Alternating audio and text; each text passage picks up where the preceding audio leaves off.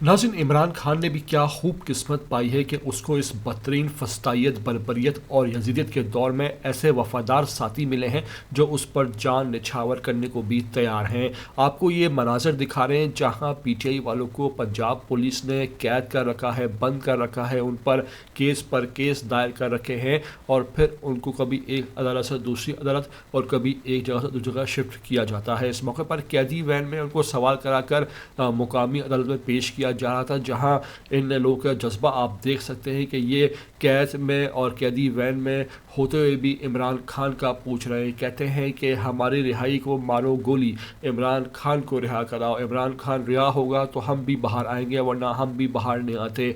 नाज़रीन, इस जज्बे को शिकस्त देना अब नामुमकिन है और मुखालफों को और हुकूमत को सोचना पड़ेगा कि वो इमरान खान की बात मानकर पाकिस्तान को सही रास्ते पर गामजन करें। आपको ये मुकम्मल वीडियो दिखाएंगे। आपसे रिक्वेस्ट है कि वीडियो को आखिर तक देखिएगा और चैनल पर नए आ रहे हो तो लाजमी से इसको सब्सक्राइब करो, लाइक करो, शेयर करो और कमेंट करके हमें कीमती राय से आगाह किया करो।